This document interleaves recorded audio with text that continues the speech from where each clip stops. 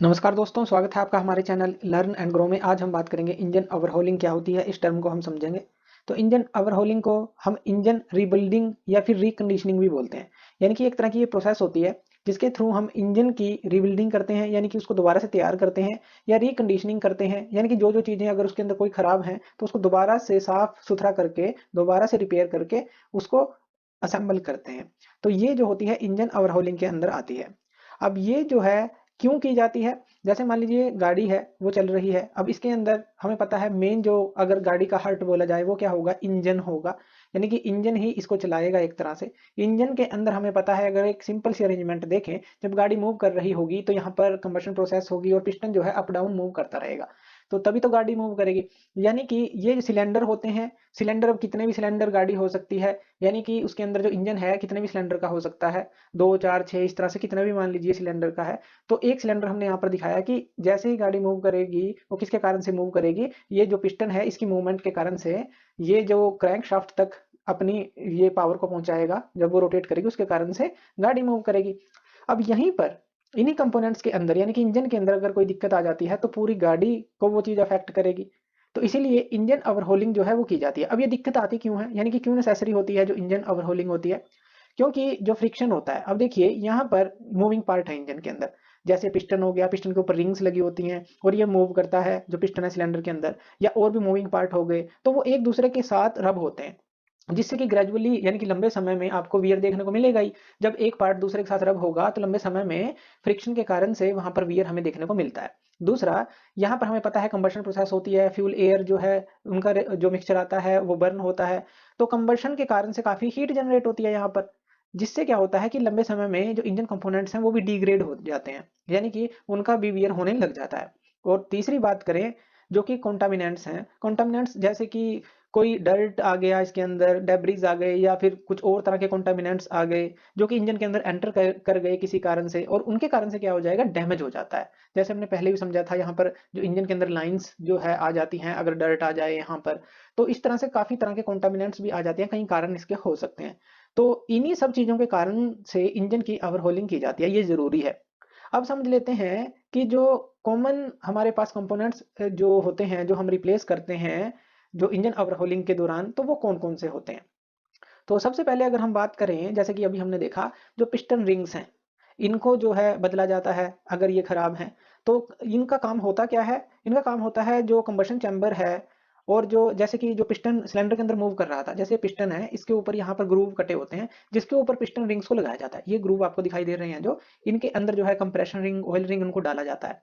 और फिर जो है ये एक तरह का सील हमें प्रोवाइड करती हैं, ताकि जो कंबशन प्रोसेस ऊपर होती रहे और वो यहाँ पर लीकेज ना हो, और लुब्रिकेशन भी यहाँ पर प्रॉपर होता रहे। अगर ये खराब हो जाएंगी तो लुब्रिकेशन प्रॉपर नहीं होगा, और यहाँ पर अगर लीकेज हो जाती है कंबशन प्रोसेस के दौरान, तो यहाँ पर वो जो पूरा लुब्रिकेशन है वो पूरा का पूरा वोलेटाइल यानी कि उड़ जाएगा वो एक तरह से, और यहाँ पर रबिंग होना स्टार्ट हो जाएगी।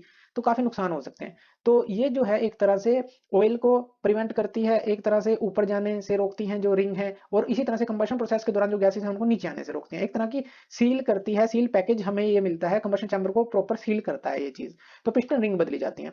दूसरा, पिस्टन भी हम जो है बदल सकते हैं, यानी कि जैसे कि पिस्टन रिंग्स हैं, इसी तरह से जो पिस्टन है उसके अंदर भी कोई खराबी आ जाती है, या कंबशन प्रोसेस के दौरान यहाँ पर जो है ऊपर इसके टॉप के ऊपर वहां पर भी कई बार दिक्कत आ जाती है, तो पिस्टन को भी बदला जाता है।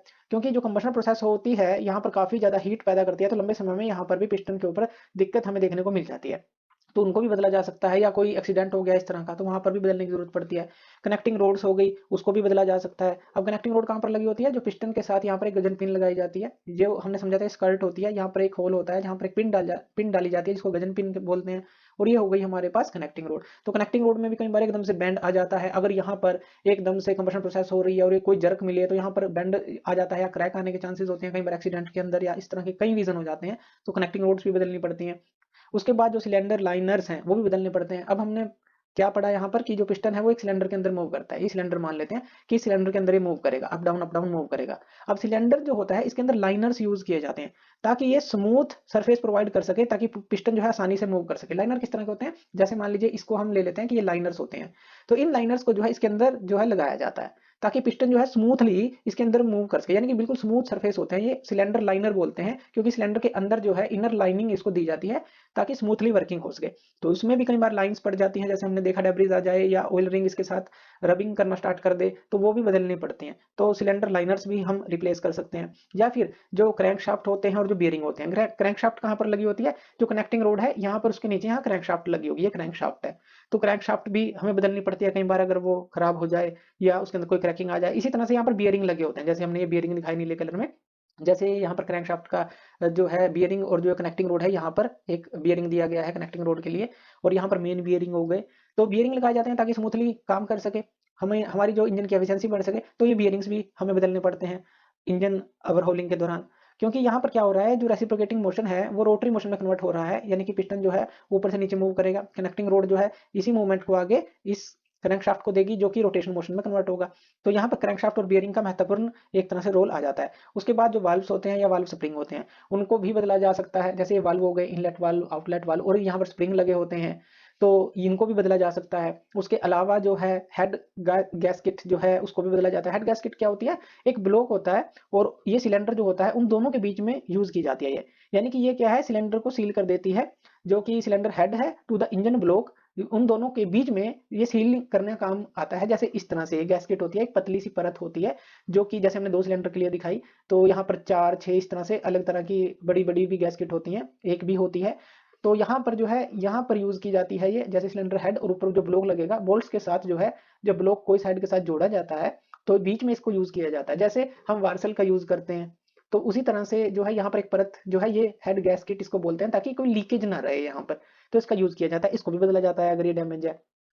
और उसके बाद जो है टाइमिंग बेल्ट या फिर जो चेन है अकॉर्डिंग टू जो भी हमारी रिक्वायरमेंट है उसको भी बदला जाता है, जैसा भी इंजन है। अब यहाँ पर देखिए हमारे पास ये कौन सी शाफ्ट होती है, कैम शाफ्ट होती है, यहाँ पर एक कैम लगे होते हैं जिसके थ्रू ये वाल्व ऑपरेट करते हैं।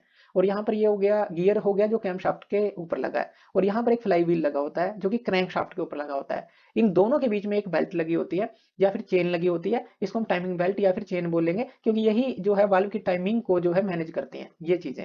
और बाकी के अरेंजमेंट भी होते हैं, आइडियल गियर लगे होते हैं, वो हमने अभी यहाँ नहीं दिखाए, सिंपल समझ रहे हैं कि टाइमिंग चेन या टाइमिंग बेल्ट को भी बदलना पड़ जाता है। तो ये सारे कंपोनेंट्स हैं लगभग जो हमें रिप्लेस करने पड़ते हैं अगर कोई दिक्कत आ जाती है इंजन के अंदर, या फिर उनको जो है रिपेयर करके या फिर साफ करके उनको लगाया जाता है। अगर इसकी प्रोसेस की बात करें, सिंपल सी प्रोसेस है इसकी कि जो इंजन ओवरहोलिंग के अंदर हम करते क्या क्या है।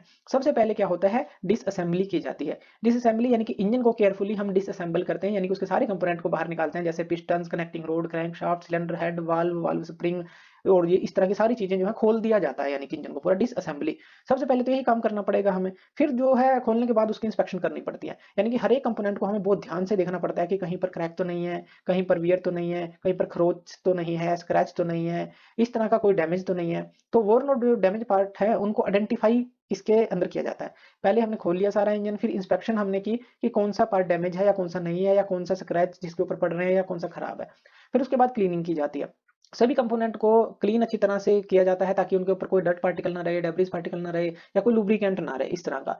और प्रॉपर जो है इंस्पेक्शन वहां पर की जाती है ताकि उसको हम दोबारा से जो है एक तरह से असेंबल कर सकें अगर पार्ट ठीक है हमारे। तो इंस्पेक्शन और क्लीनिंग एक तरह से, क्लीनिंग जो है करके जो है अच्छी तरह से इंस्पेक्शन जो है ये की जाती है, साथ में एक तरह से ये प्रोसेस होती है अच्छी तरह से साफ करना कंपोनेंट को और इंस्पेक्ट करना उसको।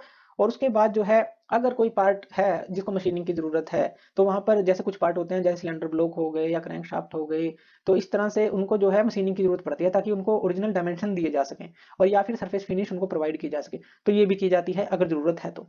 उसके बाद रिप्लेस किया जाता है कोई भी अगर वोर्न पार्ट हो, यानी कि कोई भी डैमेज पार्ट है उसको रिप्लेस किया जाएगा न्यू हाई क्वालिटी कंपोनेंट के साथ, ताकि जो है वो लंबे समय तक चल सके। इसके अंदर जैसे कि हमारे पास जो पिस्टन रिंग्स हैं, बियरिंग्स हैं, गैस्केट, वाल्व, इस तरह की काफी चीजें आ जाती हैं। उसके बाद बात करें रीअसेंबली की जाती है, यानी कि जैसे डिसअसेंबली थी, सारी सभी पार्ट को खोला गया था, फिर दोबारा से सभी पार्ट को जोड़ दिया जाता है। बहुत ही एक्यूरेट तरीके से इसको जोड़ना होता है ताकि ये अच्छा काम कर सके। तो पूरा जो है रीअसेंबल को कर दिया जाता है और लास्ट में जो है उसकी टेस्टिंग की जाती है।